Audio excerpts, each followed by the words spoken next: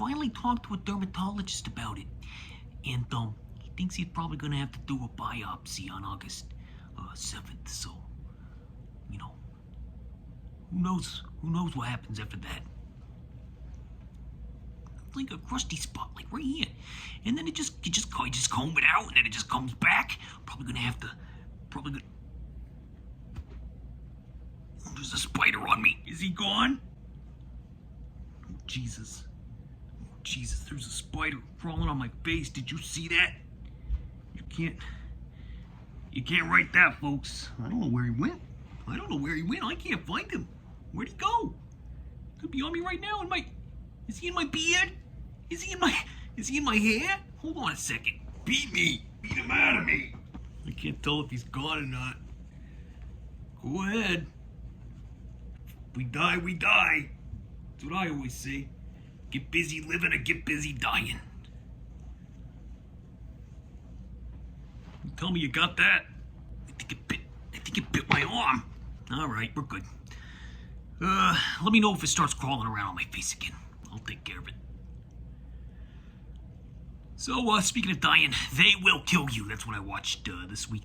You know, it's gonna be a shorter video because I had already done the Toy Story films last week. So I feel like I got a lot of that was my real top title. This is like the supplemental top title for I watched it in my car on my breaks at work mostly, and then I finished it up last night. It just dropped on HBO Max. It's made by a Russian. Excuse me, let me look at my notes. Is a spider gone? I'm scared. It's made by a Russian filmmaker named Kirill Sokolov. I'm not familiar with his work. I'm not quite sure how he managed to get this cast, but he's got Zazie Beetz. I hope I'm saying that right. She was in Joker. She was like the neighbor in the one plot line in that movie that doesn't really go anywhere. The lady neighbor. Her sister in the film is played by Mahala, I guess. I don't know how to say these names. I'm so sorry. Modern names don't roll off my tongue, okay? It has nothing to do with anybody. You can keep your names. Whatever you were named, that's you, okay? Just don't yell at me when I can't pronounce them, okay? It's not anything against you. It's just my stupidity, okay? I have a hard time pronouncing names, okay? Especially modern ones. And then you got, it's a tough one. Tom Felton? I think he's in the Harry Potter movies. And then, boy, if this was the 90s, old Jerry, I'm roasting. I am roasting down here. If it was the 90s, Patty Arquette and Heather Graham in the same movie, even now, batten down the hatches, folks. But in the 90s, oh man, you'd have to hose me down. You'd have to take my seat that I'm sitting in, get the most powerful power washer that you could find, and just, what's it about? All right, I don't really know how to explain it because it's like one of those like anime style plots or something, and I'm not a big like anime person or like samurai, you know. Like it starts off with these two sisters, and they're in a convenience store, and they're being chased by their abusive dad or stepdad. I'm not sure which. Okay, they probably said, but the exposition probably went over my head because the exposition is so boring and clunky in this that I just stop paying attention when it happens. But anyway, hey, I'm here to tell my opinion on things. I'm not technically here to break things down for you. You want that, you go somewhere else, all right? I'm just giving, you want the opinion of me, of Jamie, this is where you're gonna get it, okay? And I have taste, all right? And that's why you're gonna wanna hear it, all right? So here's what happens in this film, okay? Here's what the two girls are in the convenience store, they're being chased by a daddy of some sort, and he tracks them down, and then the lead girl, played by Zazie Beetz, she abandons her little sister, okay? And this is unforgivable for me. At first I thought it was a daughter, and that would have been even more unforgivable. I would have turned it off right there. But she abandons her with the cops and the abusive dad, and I think he got shot or something. But anyway, cut to 10 years later, she makes her way to a haunted hotel, okay, called the Virgil, named after the $1 Million Man Ted DiBiase's servant of sorts in the 1980s and early 90s, no doubt. But it's run by this woman played by Patty Arquette. She's got a Irish accent that I love you, Patty. I really do love you, Patty. But it is so god awful that this makes me wonder that there's something got lost in the translation here. The Russian filmmaker, I think he's probably doesn't have an ear for like accents and how they should sound. So he probably thinks she's killing it. And she's probably like, I'm telling you, Kirill, this isn't too good. This is like the most stereotypical hammy Irish accent I think you're ever gonna hear. And he's like, no, it's good. You keep going. I don't know how to do Russian. I'm sorry if I offended anyone when I did that. Don't cancel me. Anyway, she's not good, okay? The Irish accent is not good, okay? That's problem number one, all right? The action is fantastic, it's very stylish. There's a lot of bangers, on the soundtrack. So that's the movie's biggest biggest plus is the God. I still feel like there's a spider on me. Is he in there? But that's the movie's biggest plus. You know what I mean? But it's very when there's no cool, stylish, over substance action sequences going on, it's very clunky to me, and I found it to get even more unengaging as it went along, to the point that eventually there's like a pig head talking. I don't know what's going on in this movie. I give it 2 thumbs up. It's clearly inspired by Tarantino. Some would even call it a ripoff of the Kill Bills. I personally like those aspects of it because I'm not big on dogging someone for a ripoff as long as it's engaging and it's done well, because that's what Tarantino does, right?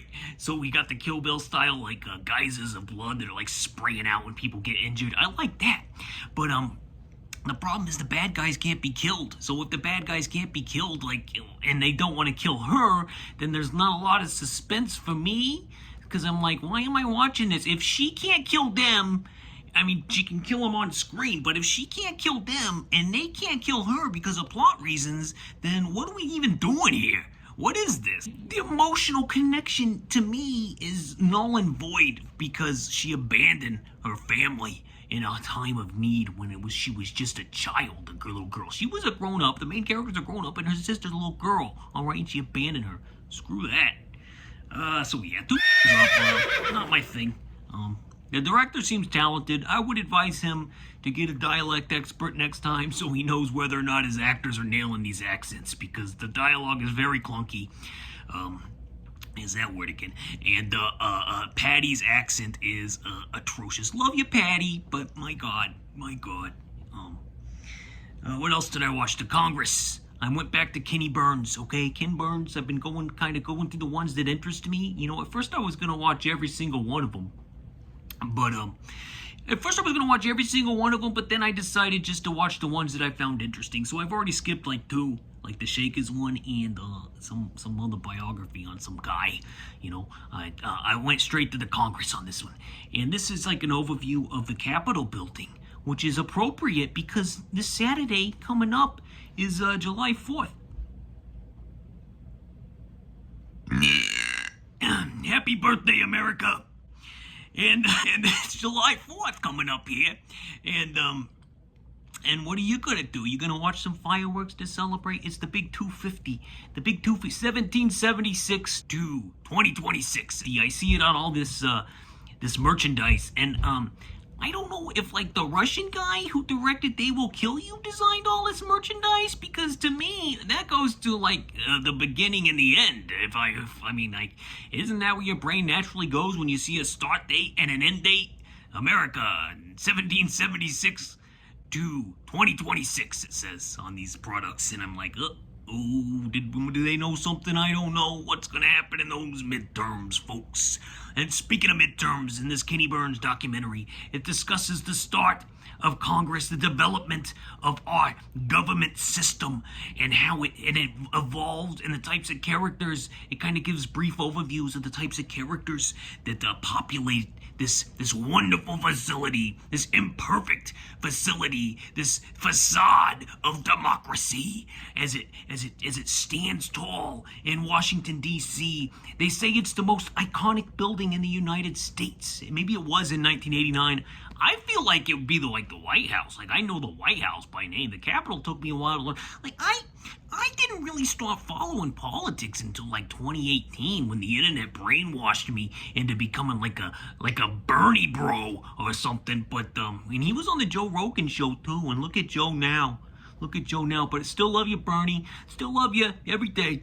And So I didn't start following until that time period, and now I'm like knee deep in it to the point where I need to get out. And this documentary makes it seem even more necessary. Like, it's worth fighting, okay? Everything's worth fighting for. But at the same time, guys, this stuff seems to repair itself, and it seems to be a cycle that just never ends, all right? So you always have people coming in, all right? You got people coming in. Like, you think Donnie is the first politician that had no decorum, that was loud and rude and obnoxious and called people names? You're out of your minds. It's been there since the beginning. This documentary shows us, or it tells us about some. It doesn't show us because it was in the 1800s, but it tells us about some of these congressmen and senators, which is like very bullish and rude and mean, and they'd call people names. One guy hit another guy with a cane, and the fight broke out in the Congress. Can you believe this? It's been burnt to the ground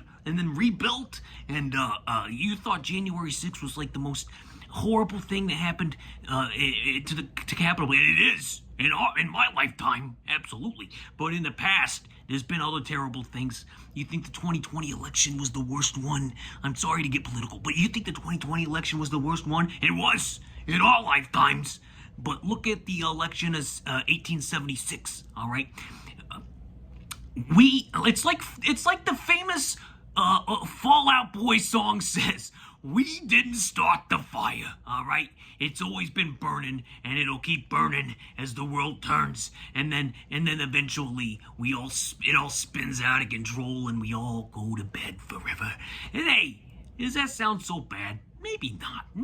You know, maybe when they get that biopsy in there, maybe that's my ticket. All right, maybe it is. Maybe probably not, but maybe it is. And you know what? I'm okay with that. I mean, I'm okay with that. It's okay. It's okay. We're all gonna be okay here. We're all gonna be okay. Life is a journey. You never know when you get off. You never know when you're gonna jump off the merry-go-round, but you just keep going. You just keep going. That's all. Hey, guys, look at me. Look at me. I'll be here forever. Just stick somebody else's hand up here, you know? I'll be here. Don't worry about it. Don't worry about it. So yeah, it's I give it a thumbs. Oh wait, I don't do documentaries. So I just give it a heart on Letterboxd. I don't like to rate them because I just I don't know enough about. It just seems weird to rate nonfiction as the same as fiction. So I just give it a heart. All right, The Congress. By the way, edited by Sally Menke. Do you know who that is? Do you see that movie up there? Pulp Fiction. At the end of the credits, it said edited by Sally Jo Menke, and I'm like, oh, I should have known because of the non-linear fashion in the surf music that popped up and the fading in and out of stories. I just made all that up, but hey, she does a great job, Sally Menke. I can see why Quentin wanted to steal her from old Kenny Burns. All right, I didn't know they had a connection. But yeah, the decorum. Oh, sorry, the decorum that you think politicians have always had has been an illusion, my friends. Do you remember David Duke? Do you remember that guy? I mean, it goes back, folks. There's always terrible people floating around, and then we put on this illusion, this act. You know, we all have jobs, and they're all like, imagine if the CEO of like a big company, like he gathers up the troops, you know, he gathers up all the employees, and then he goes up there, he waddles up there, and he starts calling people names, and he starts talking about how terrible, you know, the world is, and how he's the only one who can fix it, and he starts making fun of women and immigrants. Like, imagine if this is who you worked for. Imagine that. And now we're going to elect somebody like that to the top office? This is why you need the decorum. You need a sense of friendly, positive hope and a way forward that feels like somebody who can lead with a positive attitude. I'm not saying they have to be perfect. I'm not even saying that they have to be good. They just have to bring people together as a comfort to let them know that, hey, we got adults working on this. We got responsible adults who have been in this situation for years and they know what they're doing. All right, we got them working on it. Not a clown show filled with reality TV stars from Fox News. Okay. So happy birthday, America. USA, all the way. All right. That's about all I have this week. I already got the Toy Stories last week, so this is a shorter one. But I did also what else? I'm finishing up Euphoria season 2. And what else am I doing? Just in case I want to remind my. Oh, I listened to an album by Stephen Sanchez. He's got a new one, Stevie Sanchez. I really like his two. What are they called? You know the ones, the hits. Look him up, Stephen Sanchez. Be More, is that it?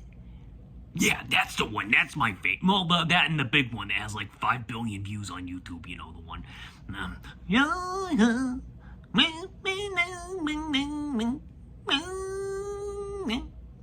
That one, that's the great one, and Be More. Those two are great. But he's got a new one out, and it's got like maybe 2 or 3 that I could see myself re-listening to see if I want to put them on my playlist for the year. But other than that, nothing really jumped out at me. So I give that album a mixed review. I give it a thumbs in the middle. All right. So that does it for this week. Jeremy spoken. Godspeed, peace, and love. And I really hope that spider is not eating me alive somewhere in here. But the adrenaline's going, so I don't really feel it. Toodles. See you next time. If I'm here. Because I got that dermatologist appointment in August. It's gonna keep intruding in my head. But that's okay. That's what medication's for. Am I right? All right. I'll see you.